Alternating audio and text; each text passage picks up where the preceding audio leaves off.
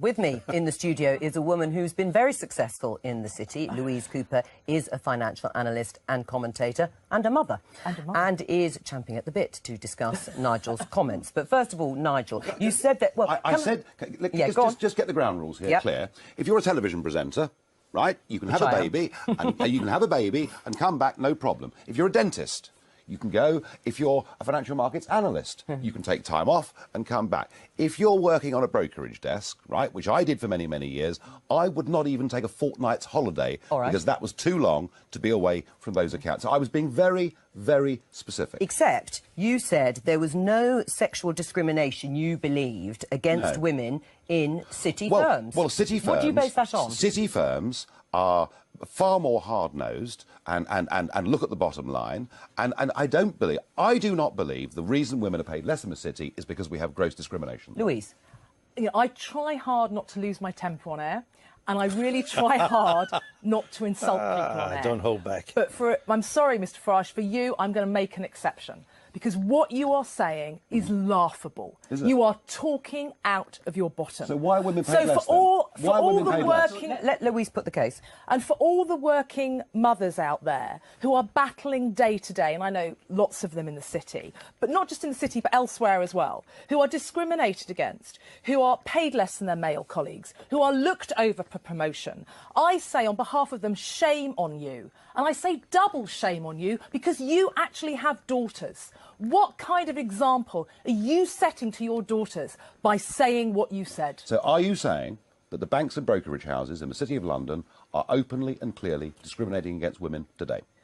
Openly and clearly is difficult, but they are discriminatory. The point you make about maternity leave, OK? You say the word maternity leave, women go away for 2 or 3 years.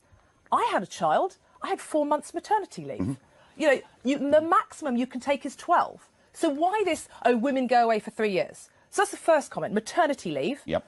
Gardening leave. OK, so let me just explain what gardening leave. In the city, if you leave your firm, you can't start to work anywhere else for at least 3 months, very minimum.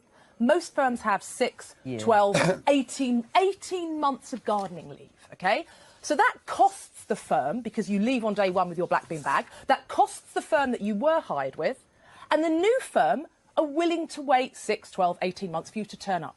So, if it was so important for you to be there every second of the day and not have 3 months maternity leave, why does the whole city run on the let's poach other staff? Because clearly, and even more in the brokerage industry, there is a lot of gardening leave, and people and brokerage firms are willing to pay many millions to guarantee someone who will arrive in 6, 12, 18 months' time, which is far longer than maternity leave. So don't give me maternity leave. I say gardening leave back to you. And no one talks about that for discrimination against men. Well, the reason gardening leave was put in place is because people know that actually any time away from accounts brings in and increases the level of risk. So that's the very reason gardening leave was introduced. Look, when I ran a brokerage company, I had a guy came to me one morning and said, Nigel, I'm resigning.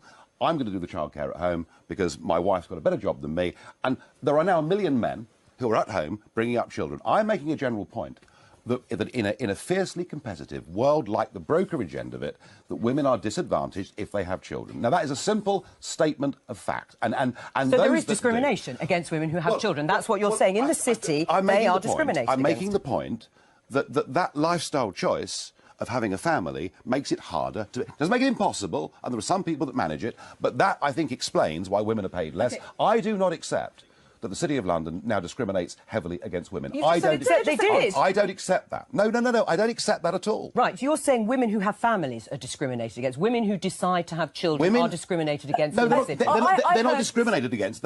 In a bottom-line business, they make it harder for themselves. It's simply a statement of fact. Well, except Louise isn't the only person who's been screaming, I know. Ruby McGregor-Smith, Chief Executive of Mai Tai, Anne Richards, Chief Investment Officer of Aberdeen Asset Management, Lindsay Ricks, MD of Santander Wealth Management. They all have children. They're at the top of their game. It can be done. There aren't many. They're discriminated against. So Janet Yellen became boss of the Federal Reserve, possibly the most powerful job. She's got kids. When she became head of the Federal Reserve, I wrote a piece about it and said, these are, in my view, the 10 most influential financial women in the world. I read that. 8 of them have kids. It is laughable. You know, that one of them is the head of one of the most successful hedge fund businesses in the world. Hedge funds do their, spend 20 hours a day at work. One was private equity. One was, Reinhardt and Rogoff, one of those women. Christine Lagarde. Christine Lagarde at the IMF. It is laughable that because a person has a wound, they can't do a job. Less to their companies? We have to make a decision here, don't we? You know, women are paid 30% less than men in the city. Why is that? And I'm suggesting it's because they make different lifestyle choices. And whilst there are some women who want to have families... Is that right, though, Nigel? Is that right? Yes. It may not be right. It may not be right, but it is the way the world is. A lot of women, some women are happy to have a family and a big job, but it's a hell of a difficult thing for them to do. So if I'm wrong, then we do have gross discrimination in the city. I have an alternative view of the reason why women are paid 30% less in the city is because you play deliberately to all the sexist bosses out there and allow and cause this very problem. You have made the situation worse. For all the working mothers, not just in the city, you have made the situation worse. Can I put you, are women worth less in your party if they have children? No, because they're not. Listen, I repeat, I was talking about a dealing room environment in the brokerage business, a very specific audience, not about professional women in general. You can see how it's fuelled the argument, can't you? I can, because people deliberately choose to have a row over it. I was being factual. I think... it's been demonstrated that it isn't factual. I would not take a fortnight off when I was doing that job. No more than a week. One thing I will say to you, risk. Louise, about women in the city, they earn, relative to many other industries, a lot of money. They can afford to pay for that childcare without losing the majority of their salary. I put to you, in general, that can be a big problem. Well, exactly, and that is, so, again, when I said shame on you, Mr Farage, I say shame on you for all the daughters out there who are trying for a career in the future, and for all the women who want to work, but because childcare is so damned expensive in this country, cannot work, but want to, you're making their situation worse. I'm not talking about 99% of the jobs market in this country. I was talking about one specific area. Stick with Brexit. You might remember that in October last year, 3 of the UK's leading Remain supporters, Ken Clarke, Nick Clegg and Andrew Adonis, went to Brussels to meet with Michel Barnier. He's the chief Brexit negotiator for the European Commission. They were criticised by some who claimed they were seeking to undermine the British government's position. Well, Mr Barnier said his door is always open to senior political figures. And this morning he had a visit from the former UKIP leader, Nigel Farage, who says he was there to speak for the 17.4 million Brexit voters. So what did they discuss? Oh, to be a fly on the wall. Well, Mr Farage joins us from Brussels now. So did he welcome you with open arms, Nigel? He was very polite. He offered me coffee, which surprised me. I thought, well, that's what did you think he was going to offer you? Oh, believe me, if you're invited into a meeting and coffee's not offered, you're probably going to get the sack in life, So this was a positive start, I thought. Coffee was offered. He's very cordial. He always is, to be fair. I've met him many times in the European Parliament in Brussels and Strasbourg. I started off by asking him, did he really understand what the key drivers were behind us voting for Brexit? And it was very clear that he didn't. He started to talk about economics and what the disadvantages may be. And I said, look, this is way beyond economics. It's about controlling your own borders, making your own laws. I said, and do you not understand, Mr Barnier, that open-door immigration to the European Union was a major driver of the Brexit vote? And the answer was no, he did not. And I thought what was interesting was that I'd gone there. And you're quite right. When I saw Lord Adonis, Ken Clarke and Sir Nick Clegg here, it sort of drove me bonkers. I thought there's a degree of collusion going on here. Forget the Russians. The real collusion is between the British elites and Brussels. So and now you're there. Well, yes, but I'm not a colluder, believe me. But what was very interesting was, if you believe, as I believe, and all polling research backs up, that immigration was a key driver of the Brexit result, the disappointing thing is that clearly nobody from the British government has actually explained that to him, and that no progress has been made on that subject whatsoever. But that is your view, isn't it, Nigel Farage? I mean, you are a sort of self-appointed representative. You're a self-appointed representative of the 17.4 million Brexit voters. The government say they respect the result of the referendum. Labour says they respect the result of the referendum. What makes you the expert when UKIP did really rather badly in the election to know what was in the mind of all those Brexit voters? Well, I mean, there is something called political science. There is something called polling, all of which shows you that before, during the referendum, that one of the key drivers was getting back control of our borders, and people like Kwasi Kwarteng on your programme today believe in that very strongly.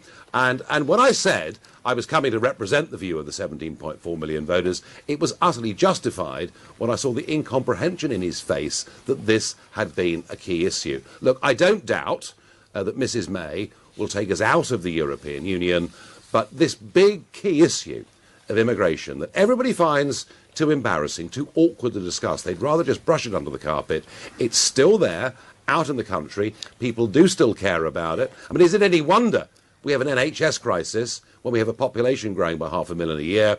And clearly, wherever we are, with trade, with the European Court of Justice, with financial settlements, immigration has not yet even been discussed. Right, Kwasi Kwarteng, what do you say in response to that? That actually, Nigel Farage says he knows what the main driver was behind the 17.4 million people who voted for Brexit. Is he right about immigration? I think immigration was a portion of it. Certainly in my constituency, it was something that came up. Main driver, says Nigel Farage. I think it's a bit simplistic, perhaps, to say that was the only thing, because I'm not accusing Nigel of being simplistic, but there were other issues. There's sovereignty. I mean, Nigel mentioned the fact that it might be a good idea to make our own laws, and I think people felt that very strongly. And also there was deeply a sense that, you know, our political culture, our institutions were things that people actually valued, and they didn't want to be part of a United States of Europe, which is where people think the EU is heading. And are you pleased that Nigel Farage has gone to see Michel Barnier when Britain is in the middle of these complex negotiations? I mean, I know Nigel. I think he's a very eloquent, persuasive guy, and good luck to him. Right. What do you think, Nia Griffith? Will Nigel Farage be adding and helping the negotiations from the British point of view? Well, I doubt very much, but Michel Barnier is an experienced diplomat and he knows who the government is, and he's obviously keeping his door open to allow other people to go and speak to him. You know, he will understand fully what the position is at the moment, and he can see quite clearly that we're not actually making very good progress at the moment. We have a rather last-minute deal botched together in December. But it was a deal. It was a deal. I mean, which didn't come. Well, it wasn't clear on the island situation. It wasn't clear on EU nationals, and it wasn't clear on the amount of money, other than it's going to be a large amount of money. So well, if it hadn't been clear, then arguably the EU would have said they wouldn't have moved on. But, I mean, there are things that are unresolved. That is totally true. I mean, Nigel Farage, you had questions that were tweeted to you or emailed to you to give to Michel Barnier. Yeah. They weren't all from Leave supporters, were they? No, they were. I mean, a broad cross-section of people asking questions. As I say, the first one that I asked was one of the questions sent in. Did he understand the reasons for leaving? Sure. But the most interesting part was phase two. Look, I mean, you know, I think in phase one we've given too much money, too much jurisdiction to the ECJ. But hey, let's now talk about phase two. Let's look ahead to 2018. And what is really interesting is that Barnier, oh yes, of course, we're very happy to have a trade deal on goods, you know, on the basis of Japan or on the basis of Canada. Well, of course, they sell us 80 billion euros worth of chocolate, cars and wine every year, more than we sell them. But when I mentioned services and financial services as being part of this package, I saw his whole body language change. I mean, he literally stiffened up and said, no, that simply can't be. Now, if we are going to enter a period of negotiation where, given the amount we've conceded in phase one, if he is not prepared to make some concessions on that, then I think the big change in the Brexit debate that will come in 2018 is you will start to see very big voices in business say, let's not waste years and years on this. Let's actually just move to WTO rules and do so quickly. Right. Was no deal part of your discussion with Michel Barnier? Yes, absolutely. Right. OK, and what did he say? How much did that dominate your conversation? Well, you know, he said it would have bad consequences for both of us. And I said in the short term, that's absolutely right. But actually, it would hurt Europe far more than it would hurt us. Not only do they sell us more goods than we sell them, but actually the truth of it is, our financial services sector, we are the investment bankers for the whole of the rest of Europe. Right. Now, I would rather, as somebody who spent 20 years in business before getting involved in politics, I would rather for the short term we reached a sensible compromise deal. The British government has given a hell of a lot already. It's now time for Barnier to give something. He wasn't in that mood this morning. All right. Finally, on UKIP, a UKIP councillor has called on the leader, Henry Bolton, to resign because of things going on in his private life. What say you? Yeah. I say that a man who passed out as top cadet in Sandhurst, who won a bravery award in the police, who did extraordinary things in Afghanistan, who got an OBE for his services to international security, none of that would ever have been talked about or written about. He has a fling with a 25-year-old, and it's front page of some of the Sunday newspapers, and while short-term